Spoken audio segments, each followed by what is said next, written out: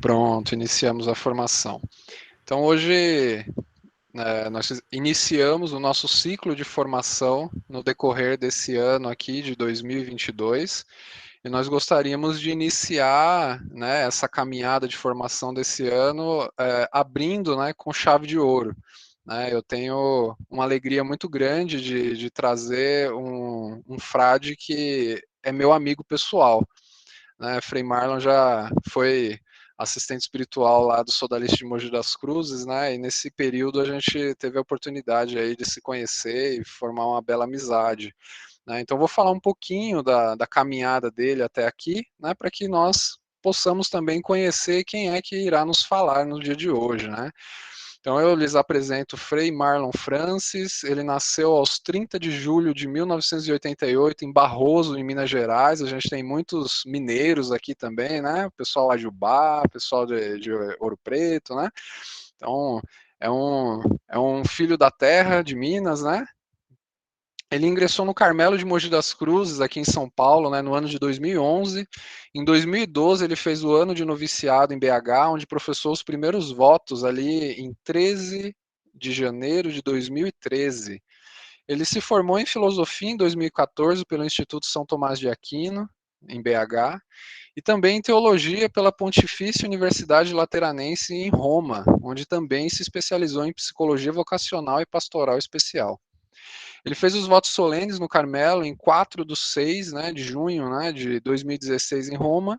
Foi ordenado diácono em 1º de outubro de 2016, né, uma data forte para nós carmelitas, né, também em Roma, e ordenado presbítero no dia 9 do 10, né, de outubro de 2017, também em BH. Dentre os ofícios da província, ele já foi promotor vocacional, já foi formador do postulantado, ecônomo conventual, diretor da Ordem Terceira de Mogi, e atualmente ele cursa psicanálise pelo Instituto Brasileiro de Psicanálise Clínica de Campinas.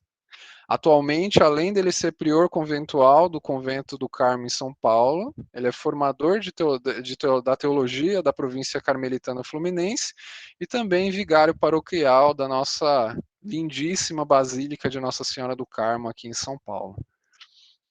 Então eu passo a palavra, né, para o Frei Marlon. Fique à vontade, seja bem-vindo, Frei Marlon, né, que o senhor nos ensine, né, esse grande mistério, né, de seguir a Cristo, né, sendo uma pessoa religiosa.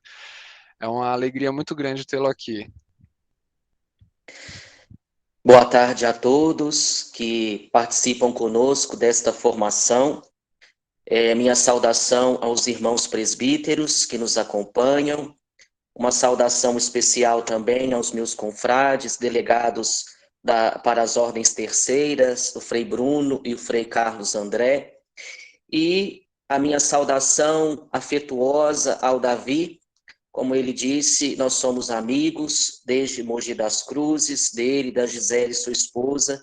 Temos uma bonita história de caminhada e na pessoa dele eu saúdo também todos os outros membros da comissão provincial e também a todos vocês que participam conosco das diversas etapas da formação neste dia. Vivemos um momento muito ímpar na história da humanidade. Aqui no Brasil, nós fomos marcados por várias tragédias que acometeram o nosso coração, estamos sensibilizados. A paz mundial está, de uma certa forma, ameaçada, por isso não poderíamos deixar de começar esta nossa reunião pedindo a bondosa intercessão da Santíssima Virgem Maria, para que ela nos oriente, nos conduza e interceda por nós ao seu Filho Jesus. Em nome do Pai, e do Filho, e do Espírito Santo. Amém. Ave Maria, cheia de graça, o Senhor é convosco. Bendita sois vós entre as mulheres, e bendito é o fruto do vosso ventre, Jesus. Santa Maria, Mãe de Deus, rogai por nós, pecadores, agora e na hora de nossa morte. Amém. Nossa Senhora do Carmo, rogai por nós. Em nome do Pai, do Filho e do Espírito Santo. Amém. Meus queridos irmãos e irmãs, eu começo citando um texto do Evangelho de São Mateus, no capítulo 4, versículo 16, que diz assim: O povo que vivia nas trevas viu uma grande luz. Para os que jaziam nas sombras da morte, surgiu uma luz. Eu acredito que o tempo que nós estamos vivendo, marcados por diversas situações, tem muito a nos ensinar. E um destes ensinamentos é a vivência religiosa que cada um de nós tem, ou cada um de nós temos na nossa vida. Nós somos vocacionados, isto é, nós somos chamados para uma vocação. E todos vocês já sabem, né, porque já estão em formação no Carmelo há algum tempo, que o primeiro chamado que nós temos é para a vida. A vida é o primeiro grande dom e o primeiro grande chamado que nós temos. Por isso, João, no capítulo 10, versículo 10, nos diz: Eu vim para que todos tenham vida e tenham vida em plenitude. Primeiro grande dom que nós temos é o dom da vida. E é através deste dom bonito e especial que cada um de nós recebe de Deus, é que provém, se assim nós podemos dizer, todas as outras vocações, todos os outros chamados. No meu caso, o chamado à vida religiosa e sacerdotal, dos padres diocesanos, a vida presbiteral, vocês consagrados e consagradas dentro da nossa espiritualidade, também são chamados a viver a forma de vida inspirado na nossa espiritualidade, de acordo com o estado de vida de cada um. Por isso é muito importante nós entendermos que vocação, que esse chamado que Deus nos faz, não é uma carreira, ou seja, nós temos uma vocação específica que é o seguimento de Jesus Cristo. E no caso de nós carmelitas, o seguimento de Jesus Cristo com a consciência pura, com reta consciência, com o coração aberto, disposto a enfrentar tudo aquilo que o Evangelho nos convida, a sermos sal do mundo, luz do mundo, testemunhas de nosso Senhor Jesus Cristo.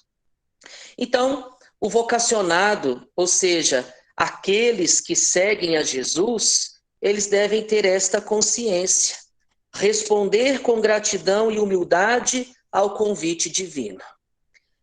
Esta breve introdução é para adentrarmos ao tema que hoje nós vamos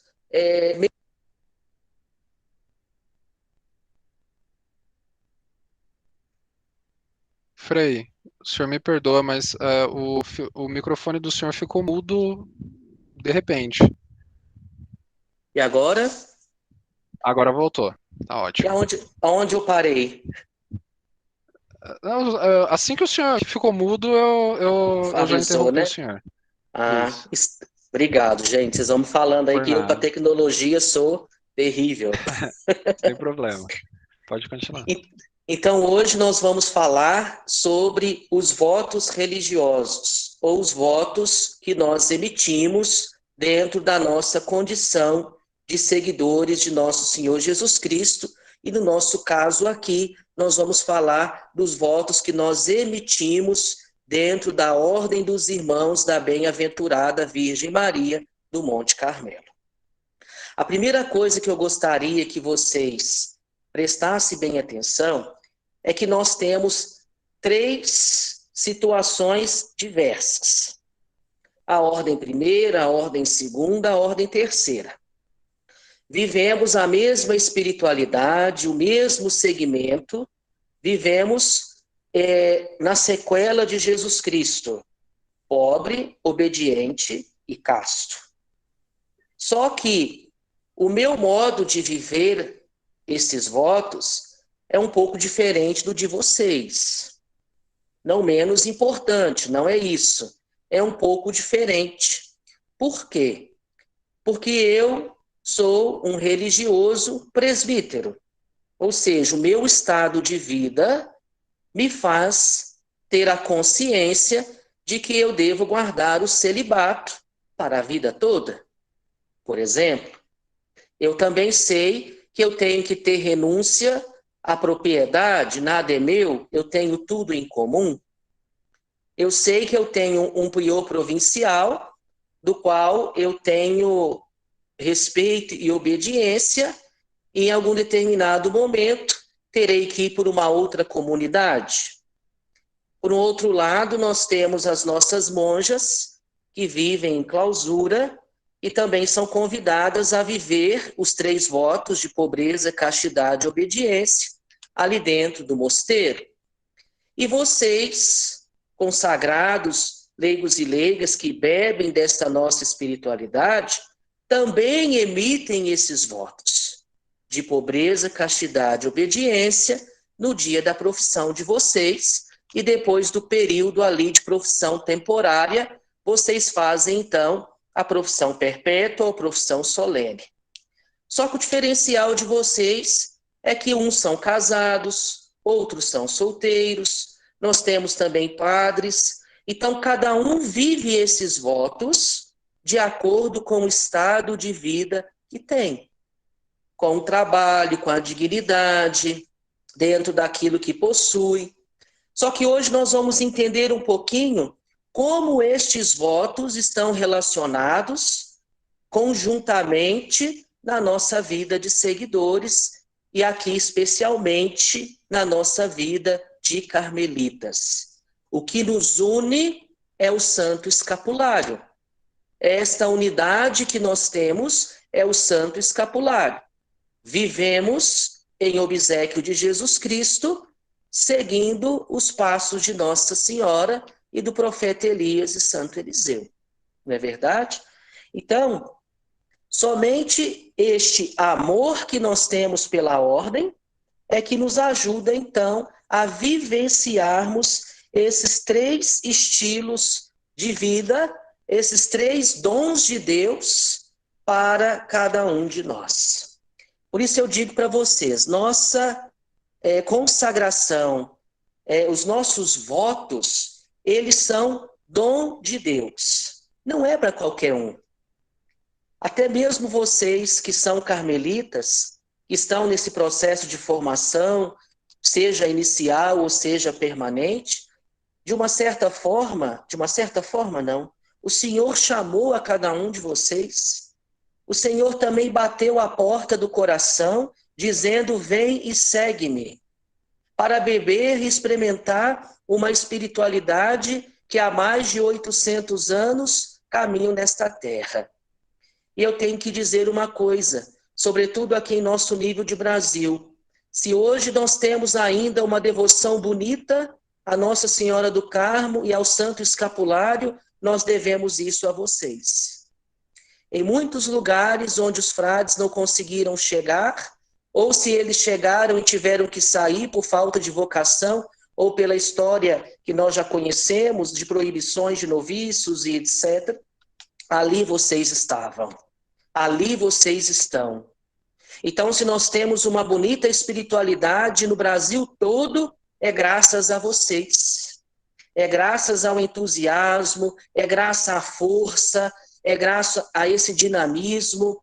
Tantas igrejas bonitas são cuidadas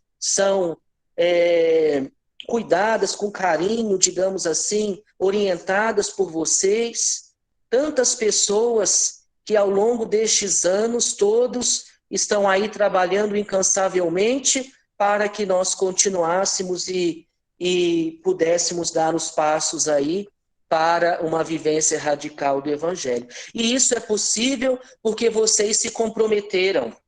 Isso é possível porque vocês vestem conosco o Santo Escapulário e nos ajudam na transmissão da fé. Então, para isso, os votos religiosos são dons de Deus. Todos eles.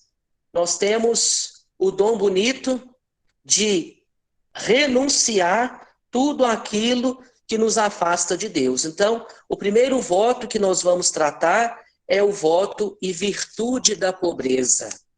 Por que eu vou dizer voto e virtude? Porque a virtude é uma coisa boa, a virtude é uma qualidade.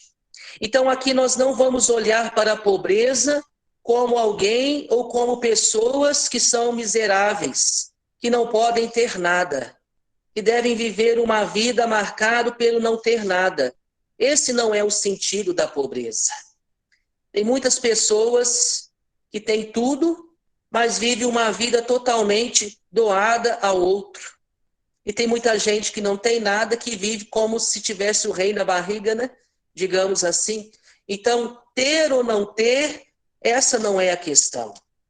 O que marca o voto da pobreza é o desapego que nós temos das falsas riquezas. Ou seja, daquilo que nós vamos nos agarrando ao longo do caminho que nos afasta de Deus. Então, tudo aquilo que nos afasta de Deus, tudo aquilo que nos leva para longe da sua presença, tudo aquilo que nos faz viver de um modo egocêntrico, egoístico, que não nos ajuda na vivência da fé, isso não é viver o voto da pobreza. O voto da pobreza significa que nós devemos nos esvaziar de nós mesmos, assim como Jesus fez. E aqui nós tomamos aquela passagem de Filipenses, do capítulo 2, versículos de 5 a 11, né? Que diz assim: Cristo aniquilou-se a si mesmo, tomando a forma de servo, feito à semelhança dos homens e sendo reconhecido exteriormente como homem. Humilhou-se a si mesmo, feito obediente até a morte e morte de cruz. Então, quando nós olhamos para Cristo, que se humilhou, morrendo numa cruz, nascendo numa manjedoura, nós celebrávamos há poucos dias o mistério do Natal, e nós vimos este grande mistério de amor, que Jesus veio na sua simplicidade, nós devemos olhar também para a sua pobreza. Jesus foi pobre, obedecendo ao seu Pai em tudo, vivendo em obediência, daqui a pouco nós vamos falar, aos seus pais, na vida grandiosa e luxuosa, mas viveu com amor, viveu com dedicação, viveu com o coração aberto para nós. Por isso, a exigência do voto, a vivência desta virtude, que é a virtude e o dom da pobreza, significa que nós devemos nos desapegar interiormente de qualquer bem espiritual, moral, intelectual, material. Como eu disse, isso não quer dizer que nós não devemos ter nada. Você tem a sua casa aí, graças a Deus. Ela é o lugar onde você mora, é o lugar onde a graça de Deus acontece. Mas se você tem no seu coração aquele negócio de querer sempre uma casa maior, não está satisfeito com aquela, eu quero outra, se não está satisfeito com aquela, eu quero outra, ou seja, aquela ânsia de ganância, aquele ter, aí nós já fugimos do voto da pobreza. Ou se você tem alguma coisa e aquilo é importante na sua vida, tudo bem. Mas se você, por exemplo, não tem necessidade de ter, mas compra por compulsividade, aí nós estamos fugindo do voto da pobreza. Ou seja, o voto da pobreza não é você ser apegado às coisas, mas é você ter consciência daquilo que tem, que é fruto e esforço do seu trabalho. E aí também continuando, nós temos a vivência da virtude no voto da pobreza. Atitude de renúncia essencial para ser discípulo.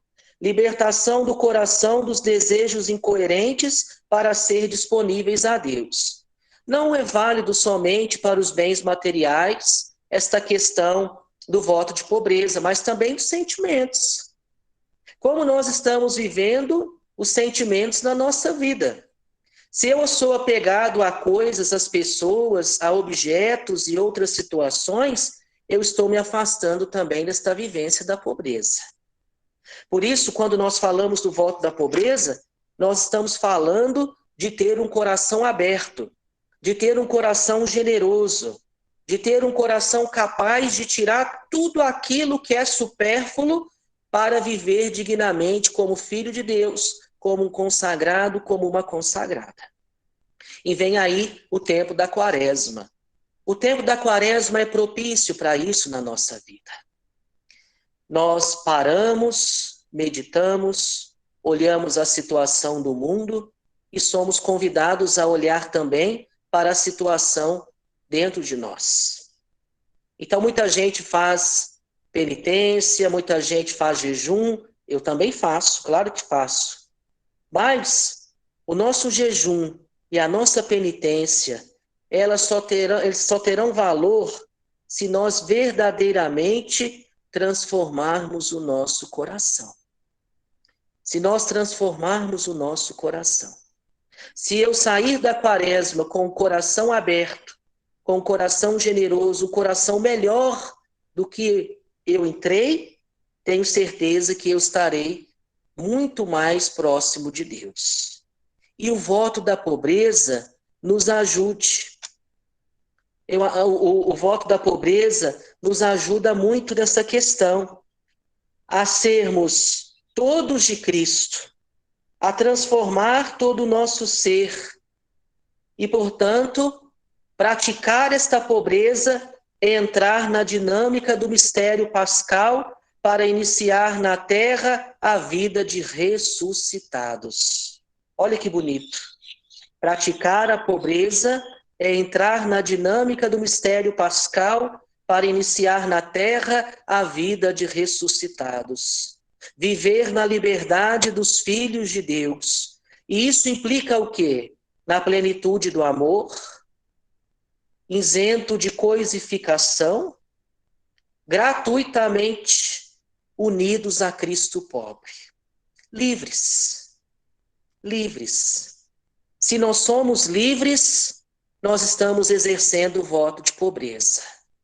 Se nós estamos vivendo de forma digna aquilo que Deus nos concede, os dons que Deus nos concede, se nós trabalhamos com dignidade, sem trapacear, sem querer ser melhor do que os outros, se nós temos para subsistência, mas nós também sabemos repartir, nós estamos vivendo a pobreza. E muitos santos nos ensinam a vivência da pobreza. Por exemplo, São João da Cruz diz assim, que a pobreza é dar e dar-se, colocando-se totalmente disponível a Deus. João de São Sansão diz, desapego e renúncia de si mesmo, das coisas ainda que necessárias, de todas as criaturas. Continua São João de São Sansão. Libertação de todo apego para estar disponível a Deus. Olha, todos os santos carmelitas, quase todos eles têm o mesmo sentido, né? Da vivência de pobreza. Miguel de Santo Agostinho diz assim, renúncia a tudo que não é de Deus, exclusão de tudo o que nos afasta da vida deiforme, isto é, dos afetos, das criaturas, das coisas. E o nosso grande beato Tito Brandsma, que em breve será canonizado. Esta semana nós teremos a alegria de ter o consistório para a votação da data. Ele também diz assim, a pobreza carmelitana tem uma motivação própria. Não a observamos para fazer oposição ao mundo, olha que bonito, mas como consequência da união com Deus pela contemplação das coisas celestes. Separá-la desta motivação seria sinal de estar mais atento às coisas terrenas que ao próprio Deus. Aí ele termina assim, nossa pátria é o céu. Olha que bonito, quando os nossos santos falam, então, da vivência da pobreza. Então, lembrando, viver o dom e a virtude da pobreza, o voto da pobreza, não é viver de forma miserável, mas é viver com o coração aberto, seguindo Jesus Cristo, e também foi pobre neste mundo, sem os apegos banais que a vida pode nos oferecer. Se nós compreendemos isso e vamos nos despojando nas pequenas coisas do dia a dia, nós estamos no caminho certo. O segundo voto e virtude que nós conhecemos e professamos é o da obediência. E aqui obedecer é muito difícil, né? Ao mesmo tempo que a obediência ela nos dá uma liberdade, ela também nos exige muito. Obedecer não é fácil. A gente vê isso em qualquer situação, seja no trabalho, quando você está subordinado a alguma pessoa, seja na vida familiar, filhos com seus pais, pais para com os filhos, esposo para com a esposa. Tudo que requer abrir mão de alguma coisa ou parar para ouvir o outro para que as coisas caminhem, exige muito de nós. E a obediência entra neste viés.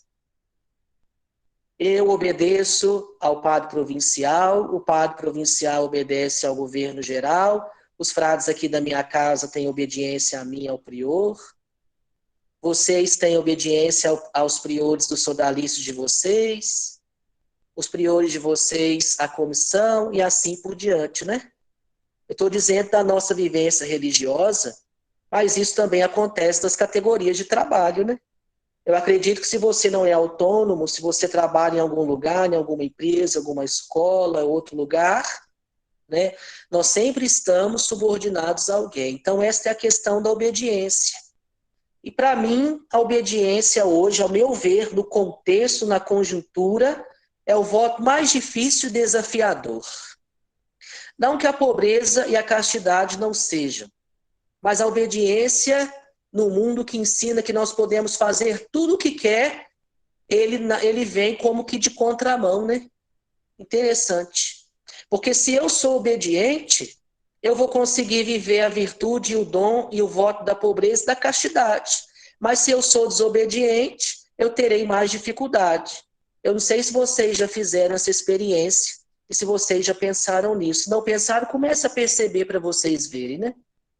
Então, usando uma passagem bíblica para falar sobre o voto da obediência, eu tomo o Evangelho de São João, capítulo 14, versículo 21, que diz assim: Se alguém me ama, guardará minhas palavras, e quem me ama é amado pelo Pai.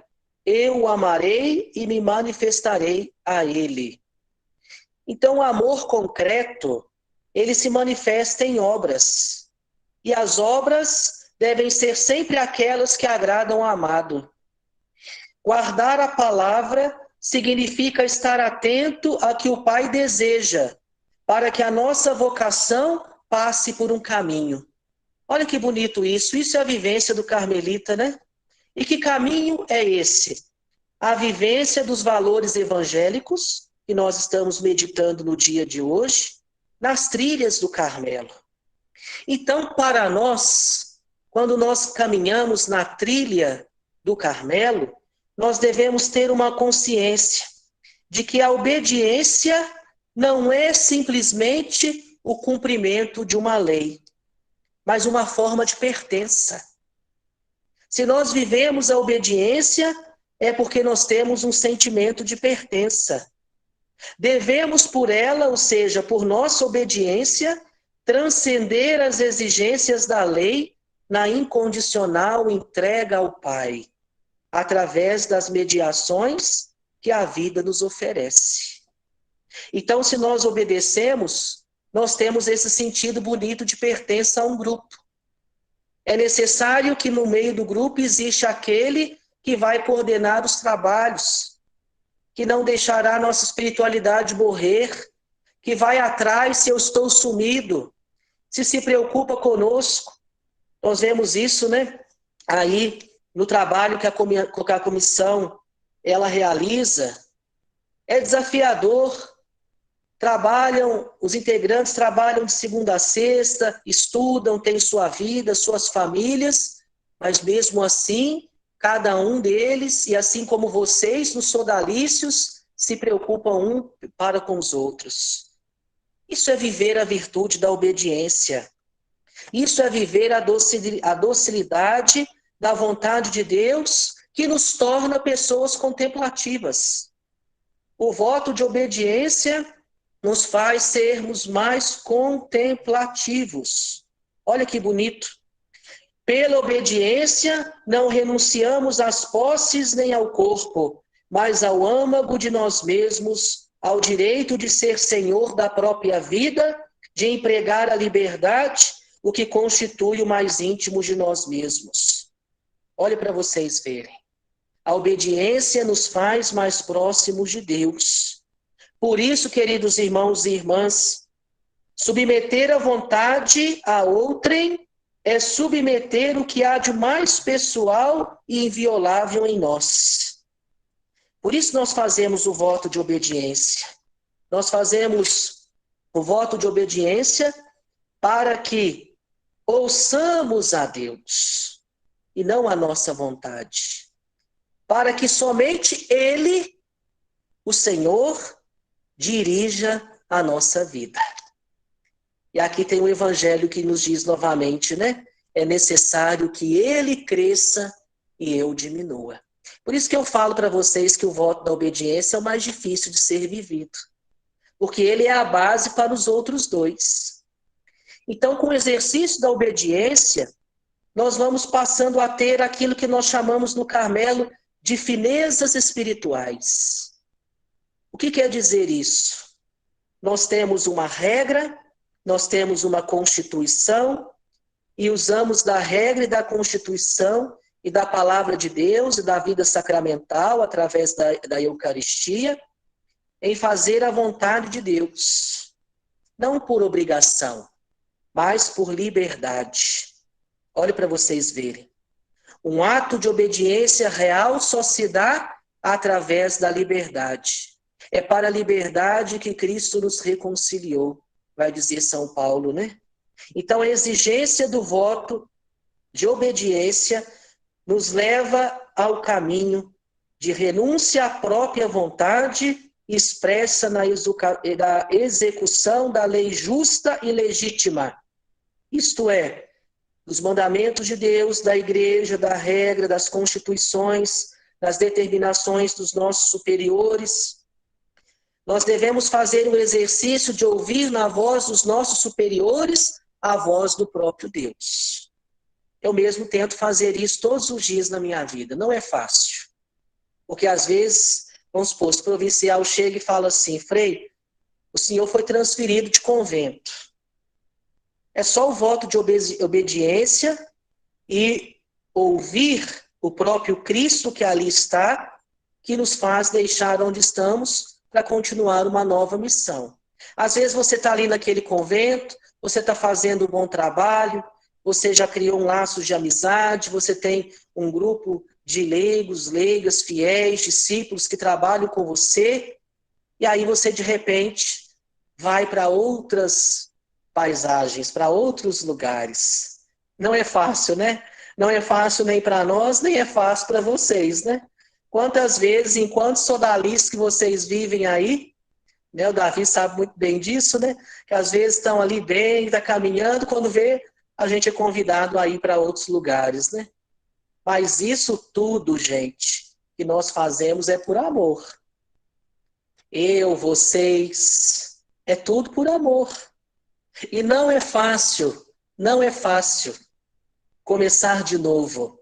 É uma exigência muito grande e, ao mesmo tempo, muito bonita. Por isso, é a renúncia da própria vontade expressa para que Jesus Cristo se faça tudo em nós. Então, essa virtude, ela pode ser vivenciada da seguinte maneira. Esse dom, esse voto da obediência, pode ser vivido da seguinte maneira. Renúncia à vontade própria, ou seja, sair dos critérios do mundo e ouvirmos naqueles que estão nos conduzindo a voz de Deus. Buscar, ou seja, a busca da vontade de Deus em comunidade. Deus também fala na comunidade, através do superior, através dos irmãos do sodalício, através de um projeto comunitário, através do diálogo fraterno que nós temos, Deus também aí fala. Só que nós devemos estar com ouvidos abertos e atentos para escutá-lo, não é verdade? Isso é o mais importante. Depois, estarmos sempre em conformidade com a vontade de Deus, na execução, na vontade e no juízo, para ver, compreender e agir com os olhos de Deus. Aí, a obediência será capaz de ser vivida por nós. E aí nós temos também os místicos carmelitas que nos ajudam a isso, né? Aqui eu vou pegar para vocês a instituição dos primeiros monges e vai dizer assim, olha, a obediência é sair de si para identificar-se com Cristo obediente ao Pai. Depois, conformar a própria vontade com a de Cristo. Levar a cruz com ele. E aqui os primeiros monges citam São Mateus, versículo 16, capítulo 16, versículo 24. Participar da sua paixão. Lucas, capítulo 14, versículo 27. O carmelita Guilherme de Sanduíche vai dizer assim, que a obediência é um discernimento, um instrumento da obediência quando feito com os seguintes critérios: dinâmica contemplativa, busca sincera da vontade divina, compreensão da história da salvação. Aquilo que nós falamos, né, que nós falávamos, Jesus Cristo se fez obediente ao Pai. E depois, nós temos também outro carmelita, chamado João, que diz assim, a obediência é um caminho de aprendizado para ser discípulo do crucificado, ou seja, firmar-se na vontade de Deus, renunciar às próprias visões e esquemas, aceitar o desígnio de Deus, sermos atentos às promessas do Pai. E aí nós temos novamente o caminho pascal que nos ajuda nesta vivência. A luta entre o espírito e a carne. Romanos capítulo 7, versículo 23. Ascese, assumindo também a nossa cruz. Regra, capítulo número 14. Conformidade a Cristo e transformação mística do ser. Então aí nós temos a base do voto de obediência.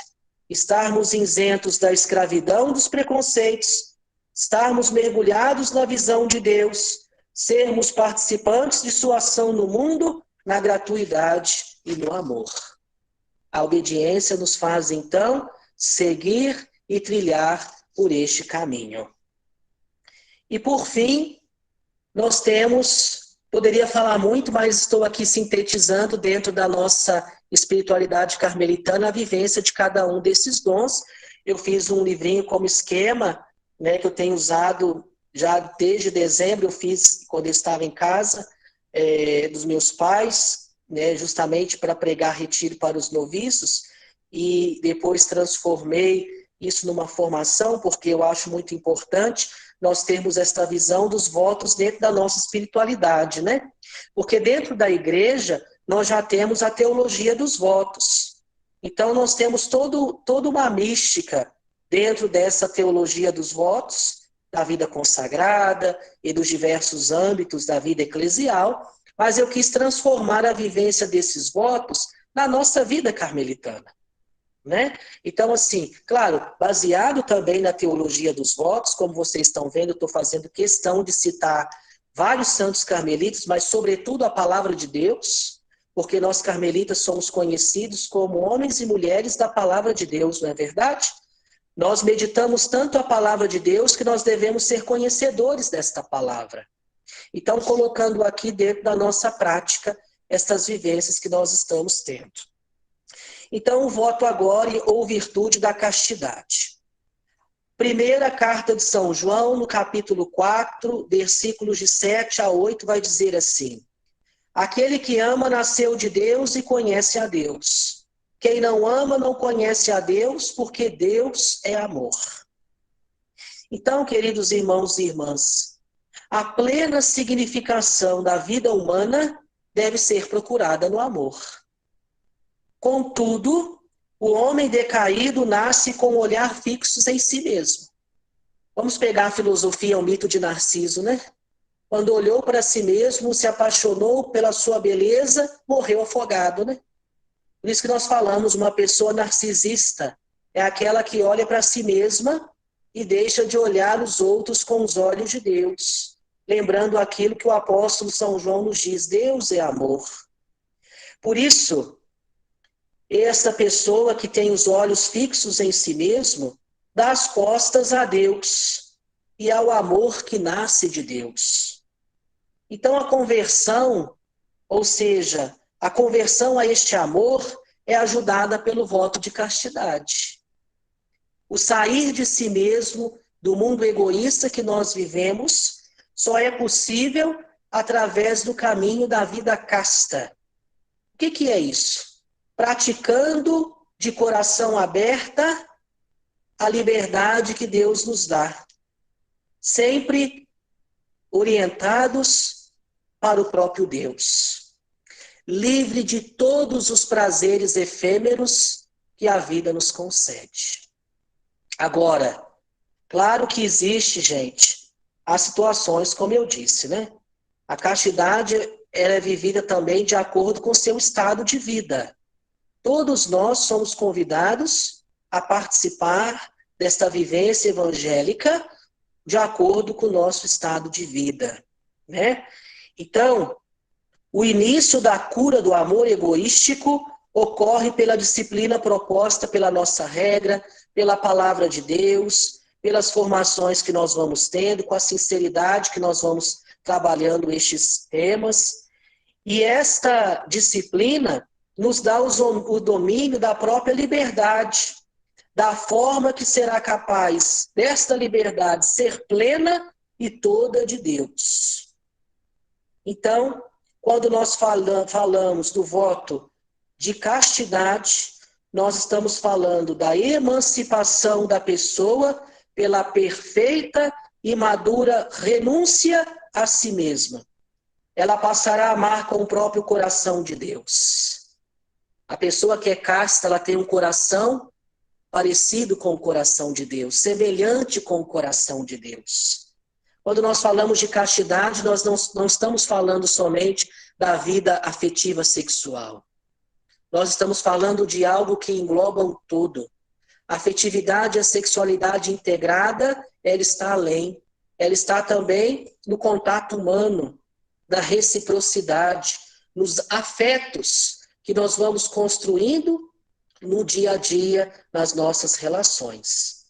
Então, quando eu falo aqui do dom e da virtude da castidade, nós estamos indo pelo plano do Pai. Qual é o plano do Pai? A criação e suas leis até chegar à vida escatológica. O que é essa vida escatológica? A redenção, a morte eterna. Nós seremos redimidos e nós teremos um dia a morte eterna. E tudo será transformado, gente, tudo será transformado, tendo seu fim no reino definitivo. Só o amor será eterno. 1 Coríntios, capítulo 13, versículo 8. Só o amor será eterno.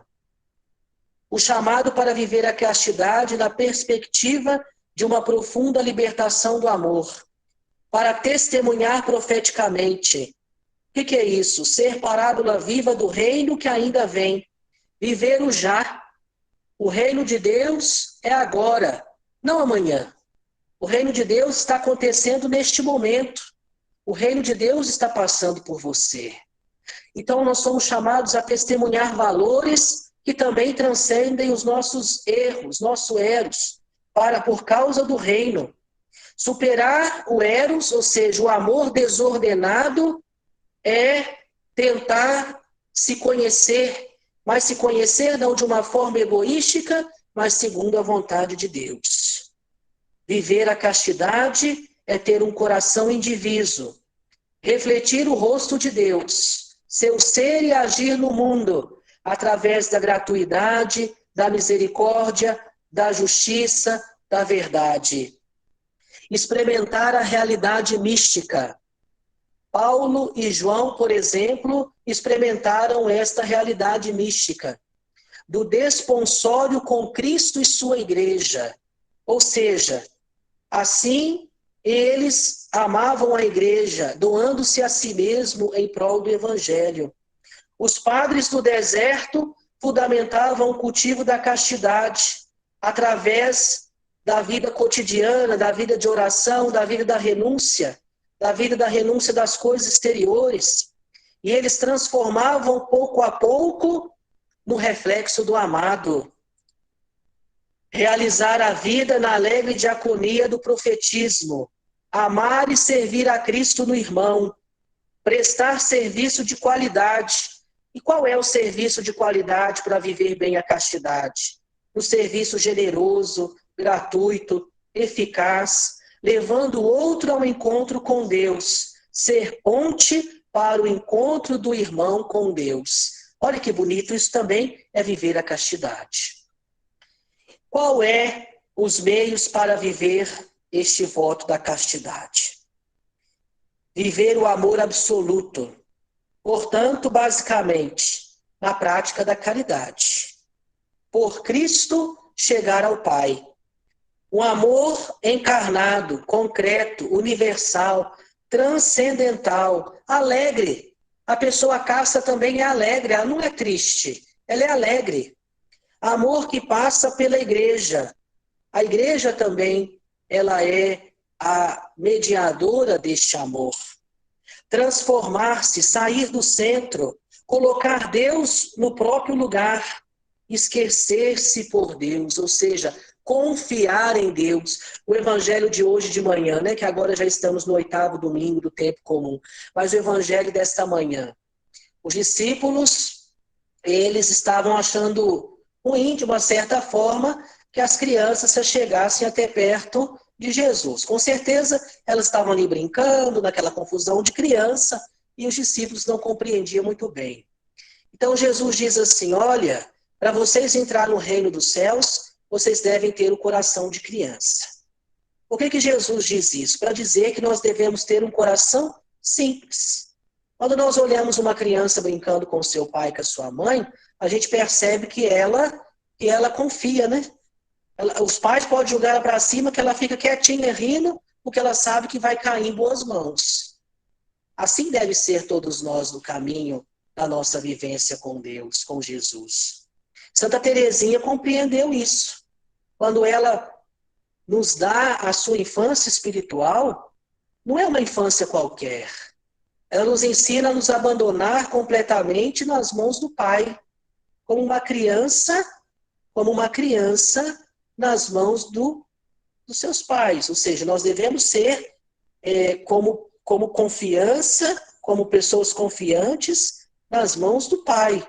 E se nós confiamos em Deus, nós teremos esse coração aberto e generoso. Depois, doar-se radicalmente em todas as dimensões. Intelectual, física, aqui entra a área afetiva sexual, de acordo com o estado de vida. Ser pronto a servir o esposo, que é Cristo, em toda e qualquer situação. Tornar-se incondicionalmente propriedade de Deus. Aceitar aquilo que Deus quer para a minha vida. Quais são as exigências desse voto? A forma prática para ajuda, a forma prática, digamos assim, para a ajuda da vivência dessa virtude, que é o acolhimento da graça de Deus. Ou seja, dom de viver plenamente, na alegria.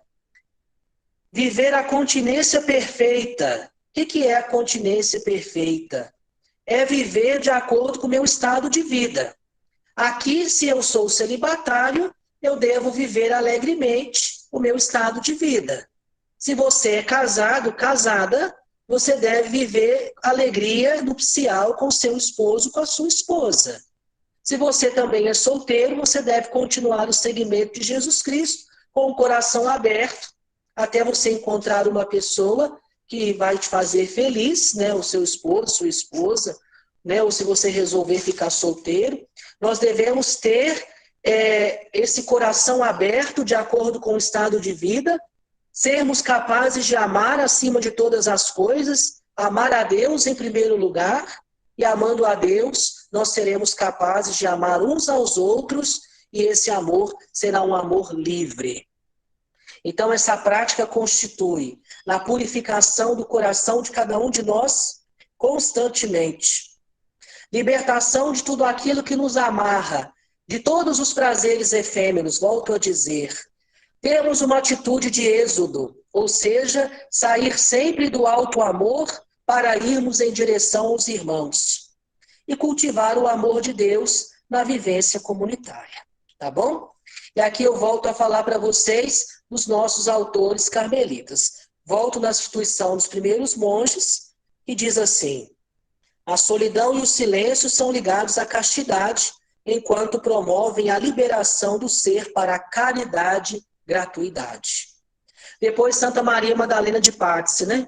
Ela diz assim: a capacidade de amar se concretiza através do conhecimento do próprio nada, até alcançar a participação da união contemplativa com Deus, fonte de todo ser.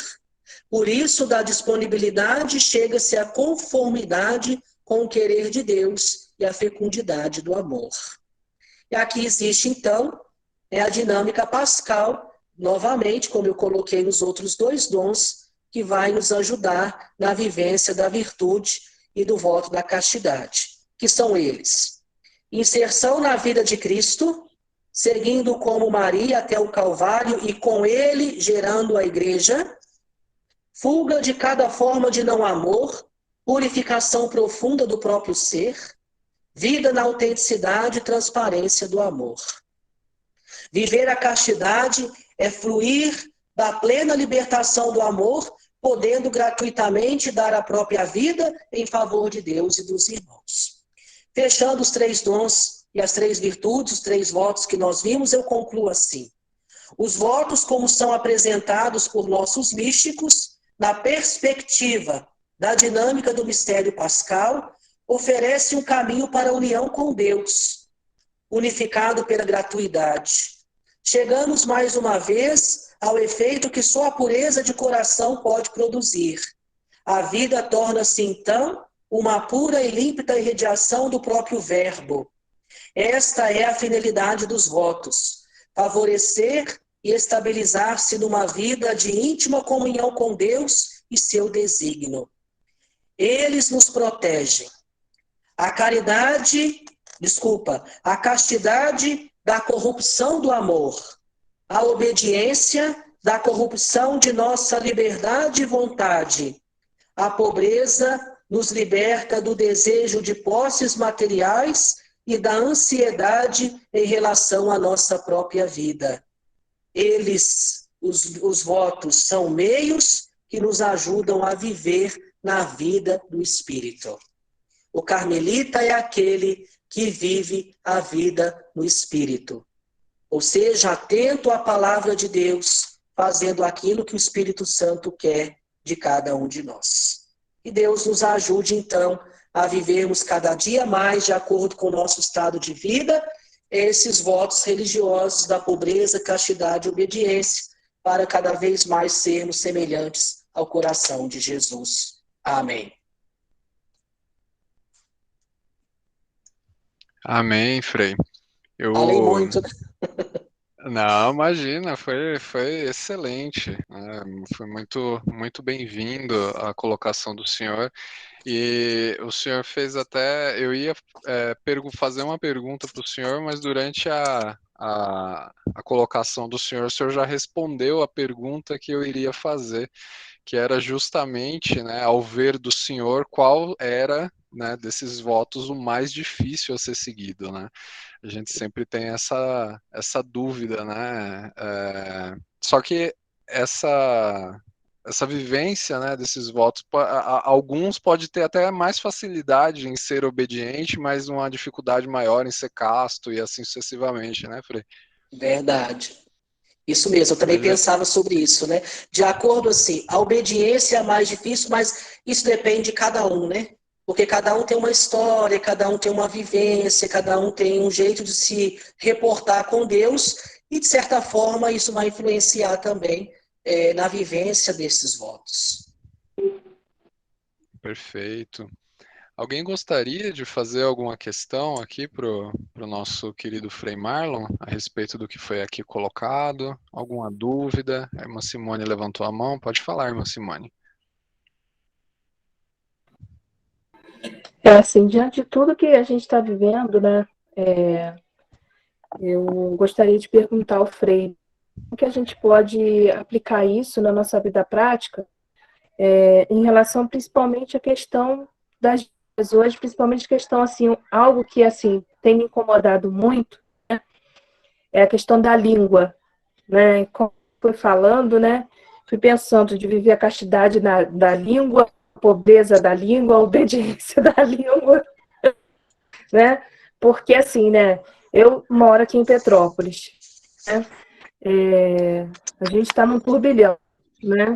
A cidade está de luto e dói muito ver as pessoas se aproveitando, né? Desse momento de desastre, de calamidade que a cidade está, e não só a cidade, tem outros lugares também, essa situação toda da Ucrânia, né?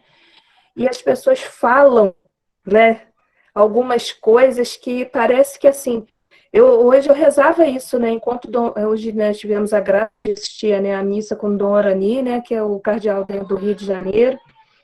Enquanto ele celebrava, né, e ele falava, né, fazia a homilia dele, e eu ia pedindo a Deus, falei, Senhor, me ajuda a conseguir ver a graça, né, e tudo que está acontecendo, né? A conseguir perceber Deus em tudo isso que está acontecendo, né? Porque senão a gente vai perdendo a nossa fé. E justamente por causa de discursos, né, que a gente fica ouvindo, que sinceramente, assim, dói o coração. Simone, primeiramente, os meus sentimentos e orações a todos vocês de Petrópolis. É uma cidade que eu tenho um carinho tremendo. Eu sou de Barroso, fica mais ou menos 2 horas e meia daí, né? Então, quando nós, na escola, tínhamos algo de história, a gente ia para Petrópolis, né? Então, a cidade de vocês é maravilhosa, está no meu coração, tem um carinho enorme. E, às vezes, quando eu estou naquela região ali de São João del Rei, nas minhas terras de Minas, a gente sempre, com um grupinho de padres, a gente vai em Petrópolis para passar o dia. Então, eu tenho um carinho muito grande. Então, as minhas orações por vocês, estou rezando muito.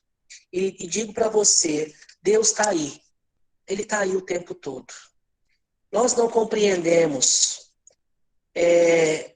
as situações que acontecem, mas Ele está.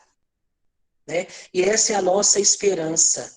A esperança, ela produz a perseverança. Então, quando você mesmo fala dessa questão da língua, né, eu meditava muito sobre isso essa semana. Porque a carta de São Tiago nós a ouvimos durante toda a semana na missa, né? A carta de São Tiago. E São Tiago, ele é muito categórico, né? Ele diz assim que a gente tem que tomar muito cuidado no falar, porque a língua também mata. Quando nós olhamos para o mandamento de Deus não matar, nós não matamos somente com as armas físicas. Nós também matamos com a língua. A língua mata. O julgamento mata, né? Então, a leitura desse fim de semana, ela é muito bonita. Nós vamos ter a série sapiencial, digamos assim, da Bíblia, né? O livro do Eclesiástico, no último versículo fala assim, enquanto eu meditava, fazia Lex Divina, me chamou muita atenção. No falar que o homem se revela. Isso me tocou muito. É no falar que o homem se revela. Infelizmente, nós temos tantos homens, aqui quando eu falo homem, tá, gente? É no sentido assim, homens e mulheres, por favor, não me entendam mal. Né? Nós temos tantas pessoas que se revelam, que jogam seus sentimentos, desculpa as palavras que eu vou usar para vocês, nós podemos matar de tantas formas. Né? Vomitamos em cima dos outros tantas coisas. Tantas coisas. E geralmente é aquilo que está cheio dentro de nós. Alguém colocou aí agora, né? Desculpa, eu não consegui ver o nome. Também se mata com as fake news? Claro que sim. Né? Quantas notícias nós estamos tendo por aí também que nos afastam de Deus, e a tecnologia, ao mesmo tempo que ela é muito boa, ela também é perigosa. Devemos saber usá-la. Devemos saber usá-la. É um bem útil, útil para nós. Senão nós não estaríamos aqui agora, né, neste momento. Mas nós devemos ter essa consciência.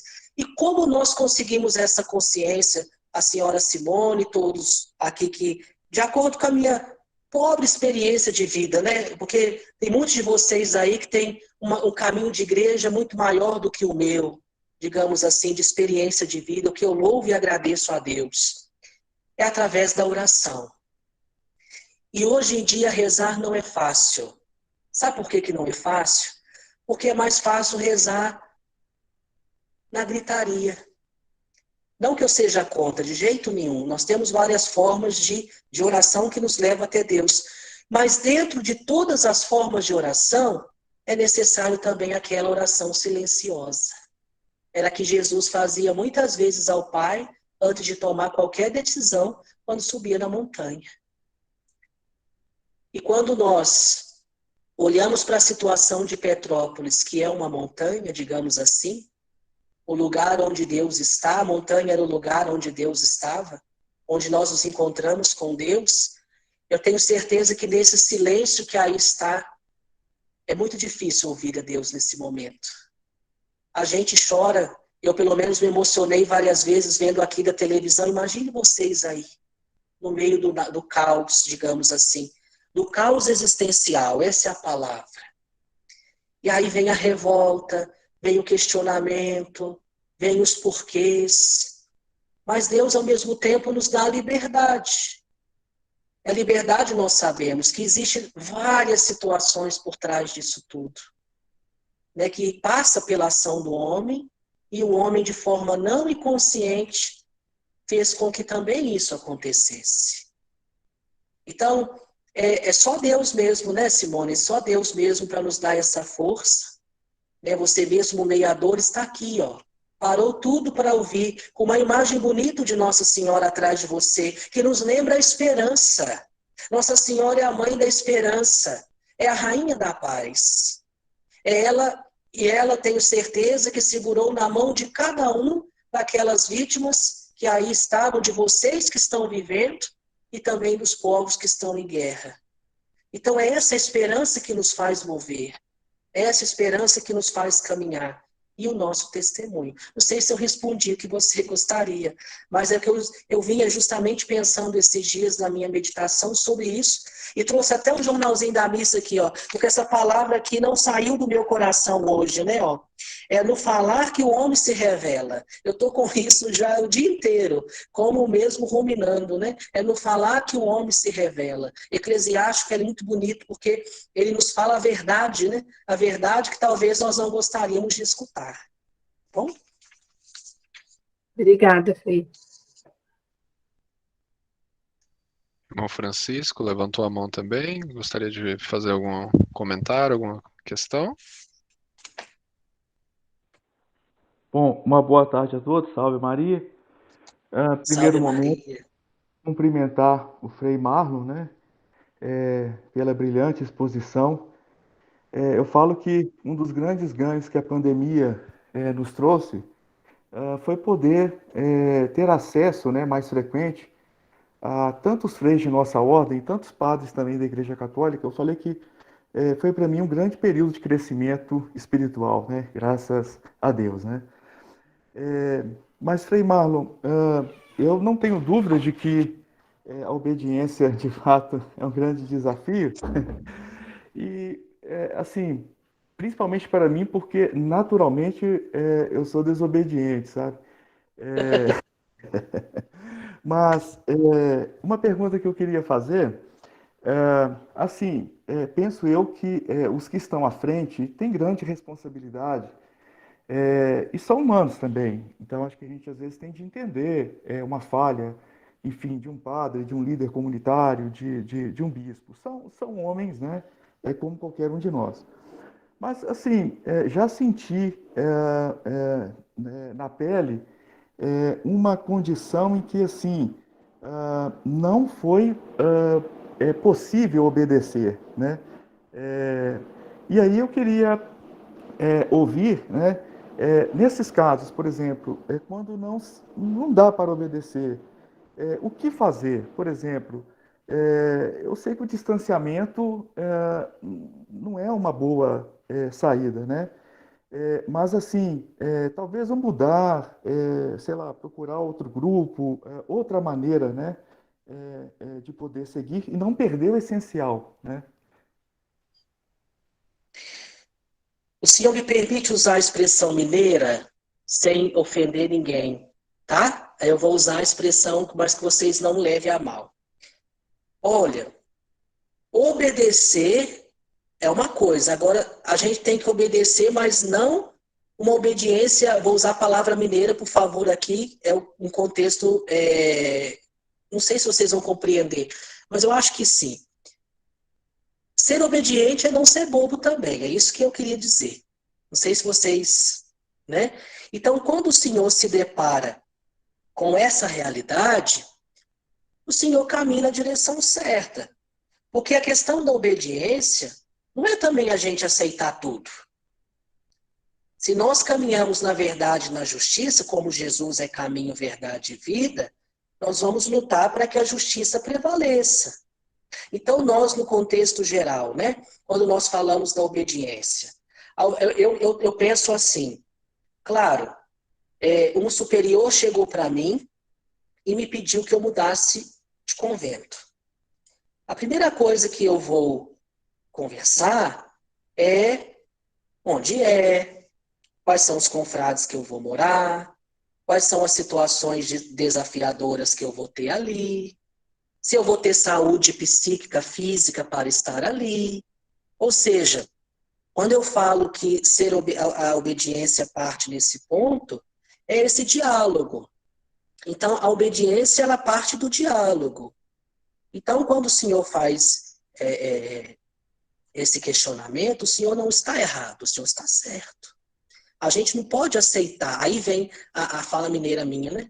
Obedecer também não é aceitar tudo, senão nós nos tornamos bobos. Ou seja, nós devemos ter esse diálogo. E esse diálogo é a melhor forma que nós vamos encontrar para dar a solução em alguma situação. Porque se aquela situação não for boa para a minha vida, ou se não vai me edificar, né, pelo menos eu tentei. O senhor me entendeu? Francisco, né? Sim, Frei Marlon, O entendi. senhor, então, assim, eu acho que o diálogo é o primeiro caminho. Agora, se o senhor dialogou, conversou, está justo, né? Ou seja, é justo e não deu certo, aí também a gente não precisa ficar mais acabando com a nossa saúde por causa disso, né? Mas em sã consciência diante de Deus, a gente tentou. Eu acho que aí é a linha para isso, sabe? Esse diálogo, né, o discernimento. Esse discernimento, torno a falar, vem da oração. Ou seja, não é agir também com impulso. Muitos de nós agimos com impulso, né? Quando vê, já foi. Não, respira, tranquilo, vamos pensar. Eu sempre digo também, né? Uma palavra maldita, separada, pode se tornar maldição na vida de uma pessoa. Então a gente tem que tomar muito cuidado antes de falar para ver se aquilo é certo. Então eu acho que o caminho é esse, é o diálogo, a escuta. Também não é fácil não, né? Porque numa situação a gente quer falar e pronto, né?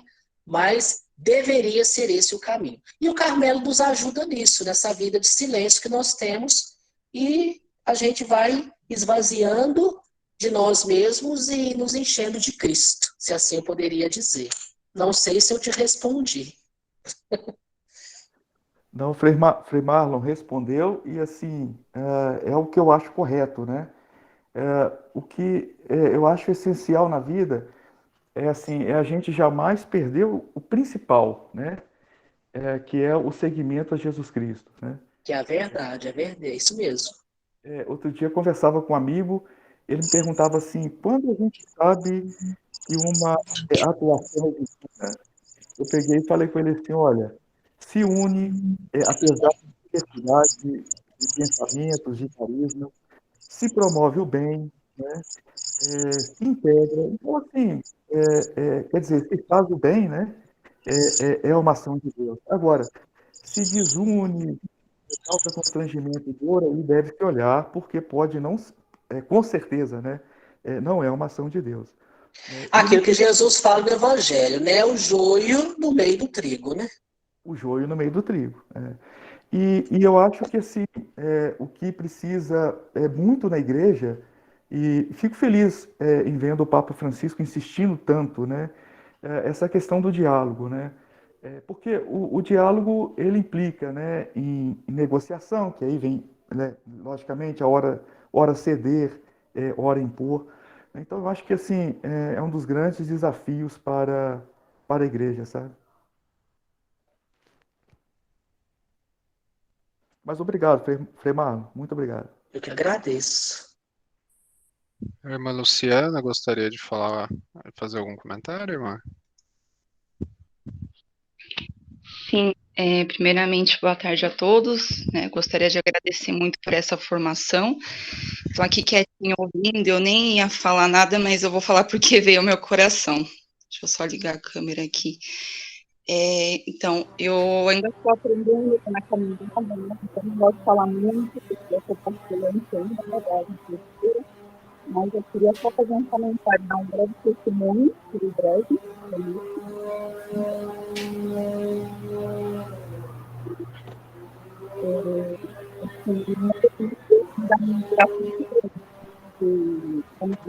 Não estou conseguindo ouvir. o período da pandemia. Porque antes Irmã, eu ia. agora tá Agora bom. sim. É que eu acho que você está em algum lugar um pouco barulhento e está captando algum barulho externo, a gente está com dificuldade para te ouvir. É que outra pessoa estava com ligado o microfone, foi isso. Um pouco de Ah, tá bom. barulho também, mas dá para me ouvir bem agora? Sim, agora sim, tá Então, perfeito. explicando brevemente, eu ia nas missas na ordem terceira, né, mas eu não sabia de fato que era ordem terceira. Sabia mais ou menos, às vezes pesquisava na internet, mas não sabia muito. E com a entrada da pandemia, né, foi criado o canal, né, isso que eu estou me referindo a Soldaliço da Esplanada, né.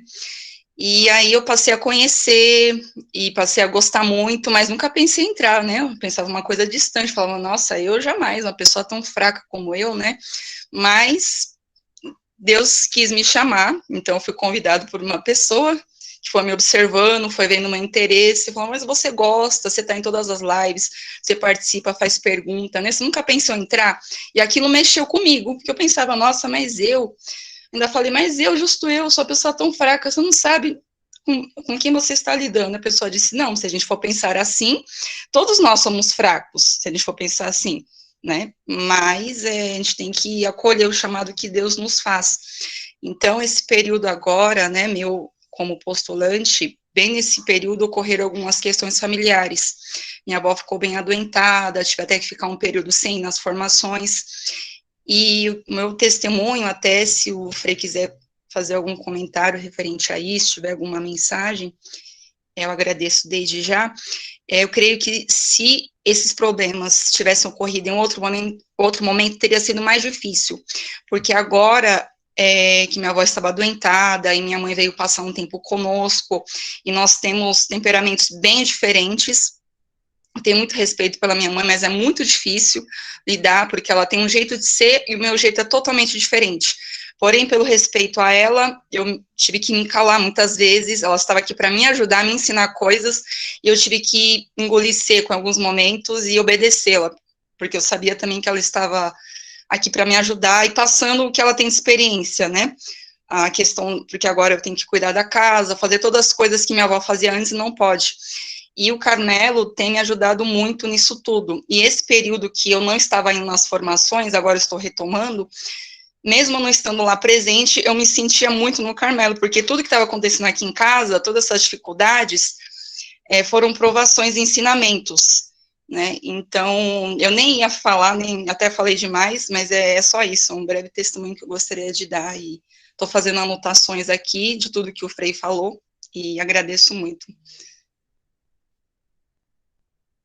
Ô, Luciana, ao longo da minha vida presbiteral e de consagrado, ano que vem eu faço 10 anos de profissão religiosa, eu aprendi uma coisa: Deus escreve certo em linhas certas. O ditado às vezes é por linha torta, mas eu acho que não. Deus é tão perfeito que ele escreve certo por linha certa. Ou seja, ele te colocou no momento certo, no lugar certo, para que você tivesse força para você lidar com as dificuldades da vida. Então isso é providência.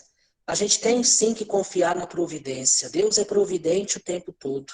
Ele conhece o que os seus filhos precisam e por isso nós devemos amá-lo sempre mais. Bom?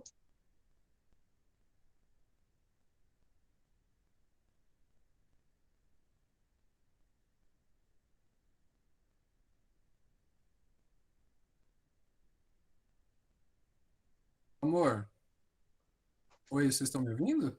Agora sim. Agora sim. Ixi, Agora deu sim. uma travada aqui no meu microfone. A gente ainda tem 5 minutinhos, tempo para mais uma pergunta. Alguém gostaria de fazer mais uma pergunta? E a gente finaliza aqui o nosso momento de formação, tá bom? A irmã Andressa levantou a mão ali, irmã. Fique à vontade. Olá, boa tarde. Nossa, eu não sei nem o que dizer sobre a formação, porque é muita coisa, né? Foi muito rica. Então, eu ainda tô com a cabeça cheia, assim, tudo. Eu vou até rever o vídeo depois. Mas eu estava aqui refletindo sobre tudo que foi falado sobre os votos e eu queria pedir, eu vou ser um pouco ousada, Frei Marlon. Se você não puder responder, tudo bem, eu entendo. Mas aproveitando que a gente vai entrar na quaresma, eu queria perguntar, pedir para o senhor, com base em tudo que você falou agora, alguma proposta de alguma penitência, assim, não que todo mundo precisa fazer, né? Mas aproveitando o momento, eu queria que o senhor propor para a gente uma proposta, né, de mortificação, de penitência durante esse período da quaresma, que está tão difícil a situação também mundial, né? Que o Papa Francisco pede para a gente jejuar e orar cada vez mais com mais intensidade com todas as situações que estão acontecendo no mundo. Andressa, obrigado. Todo ano, um grupo de padres da minha região, a gente escreve um livrinho com os 40 dias, as práticas penitenciais da quaresma. E esse livro saiu ontem. Inclusive, eu ajudei a escrever, e eu vou mandar para o Davi até terça-feira, vai vir em forma online, e aí ele passa para vocês, e cada dia da quaresma tem ali um texto bíblico, o comentário e aquilo que nós devemos praticar naquele dia como obra de misericórdia, ou como jejum, ou como penitência, juntamente com a oração, tá bom? Mas e o outro caminho também, né, é você tirar tudo aquilo que talvez está te impedindo de ver a Deus, né? De se encontrar com Ele, tudo aquilo que é supérfluo na vida. Lembrando que a igreja pede jejum e abstinência de carne 2 vezes oficialmente, né? Quarta-feira de cinzas e sexta-feira santa. É os dias obrigatórios para o jejum e abstinência de carne. Nos outros dias, nós vamos viver, por exemplo, uma forma penitencial de viver. Tem gente que come carne na sexta. Tem problema, Frei? Não. O direito canônico diz, se você não consegue, né, não só o direito canônico, mas a nossa conferência episcopal também, a CNBB, diz, se você não consegue, por exemplo, se abster de carne na sexta, mas você pode fazer uma caridade. Né? Então, existem várias formas para vivermos a vida penitencial. Claro, nós aqui em casa também fazemos abstinência de carne na sexta, né? Isso é recomendável, é louvável, nunca é demais, né? Eu tenho muitos de vocês, eu tenho certeza que também faz. Mas para dizer que a forma de vivência penitencial é uma decisão daquilo que o seu coração pede e que vai te ajudar a transformar. É isso que eu penso. E uma outra coisa, sempre acompanhado de uma obra de caridade. Não importa qual. Às vezes nem financeiro. Existem tantas maneiras de fazer a caridade. mas durante a quaresma façam uma caridade. Eu acho que é o ponto principal da caminhada evangélica, tá bom? Mas eu prometo mandar o PDF para vocês, da versão online, desse livro quaresmal, desses exercícios quaresmais que nós faremos durante 40 dias para o Davi, e o Davi encaminhará para vocês, tá bom? Ali terá várias práticas. Tá ótimo, pode deixar, Frei, eu encaminho sim. Então, irmãos, é uma alegria muito grande, né? A presença de todos vocês aqui. Muito obrigado pelo tempo de vocês. Se vocês puderem, né, assistam novamente a gravação, como a irmã Andressa disse, né? O Frei Marlon nos trouxe um conteúdo extremamente rico, né, e profundo. E dada a profundidade deste tema, requer uma certa reflexão, né? Então é importante que nós, em um momento oportuno, nós também, né, coloquemos essa gravação novamente, meditemos e nos encontremos dentro das palavras do Frei Marlon, né? É uma alegria muito grande. Frei Marlon, muito obrigado pelo tempo do senhor. Eu sei que o senhor é uma pessoa extremamente ocupada, né, mas conseguiu tirar um tempo, não só para estar aqui com a gente nessa 1h30, mas também o tempo de preparar todo esse material para nós também. Então a gente agradece de coração e pede, né, à Virgem Maria que ela abençoe sempre a vocação do senhor e lhe proteja onde quer que o senhor esteja, viu? Saiba que o senhor sempre está nas nossas orações, né? O senhor é um amigo muito querido. Se o senhor puder, só antes de finalizar, teve uma irmã que perguntou aqui que é onde que fica a gravação. Nós iremos subir a gravação no YouTube da Comissão Provincial, mas a gente passa o link por todos os grupos. Da mesma forma que você recebeu o link para entrar aqui, você também vai receber o link aí para você ver no seu WhatsApp, tá bom, irmã? Então, Frei Marlon, o senhor pode finalizar o nosso encontro fazendo uma oração? E aí estamos todos dispensados. Que vocês tenham um excelente carnaval, né, um excelente quaresma também. E se Deus quiser e Nossa Senhora, nos encontraremos aí no próximo último sábado do mês aí de abril, tá bom? E aqueles que participam da formação online, né, que estão na caminhada aí para se tornarem irmãos terceiros, amanhã às 17 horas, formação com os postulantes, e amanhã, às 19 horas, formação com os noviços. Frei, fique à vontade. Muito obrigado, eu que agradeço por ver aqui o rosto de pessoas queridas, o nome, e vocês sempre estão no meu coração e nas minhas orações. De fato, a gente corre bastante, aqui é a casa provincial, a casa que passa muita gente, então a nossa função sempre é estar para acolher, também tem as atividades da formação, as atividades, né, da nossa basílica, como vigário paroquial, tento sempre ajudar ao nosso pároco, em uma questão até de respeito e obediência, né, porque somos um corpo místico, que é a igreja, mas fico muito feliz de ver a perseverança de vocês. Deus lhes pague, reze por nós, sacerdotes, consagrados, conte com as minhas orações, rezemos um pelos outros, sobretudo pela paz no nosso Brasil, sobretudo no coração daquelas pessoas que estão sofrendo tanto, e também a paz mundial, sobretudo nesses países que estão em conflitos, tanta gente que sofre, mas Deus não desampara e nós temos a esperança que deve brotar no coração do cristão. A vossa proteção recorremos, Santa Mãe de Deus, não desprezeis as nossas súplicas e nossas necessidades, mas livrai-nos sempre de todos os perigos, ó Virgem gloriosa e bendita. Amém. Nossa Senhora do Carmo, rogai por nós. São José, rogai por nós.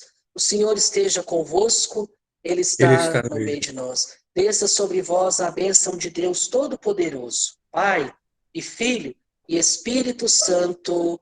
Amém. Amém. Um grande abraço a todos os sodalícios, um ótimo domingo, um bom feriado de uma certa forma, uma santa quaresma, uma santa Páscoa. Permaneçamos em paz e que Cristo sempre nos acompanhe. Amém. Grande abraço. Fica com Deus. Obrigada. Obrigada, Um abraço, Frei. Um abraço a todos. Tudo de bom, viu? Fiquem com Deus. Tchau, tchau. Boa tarde a todos.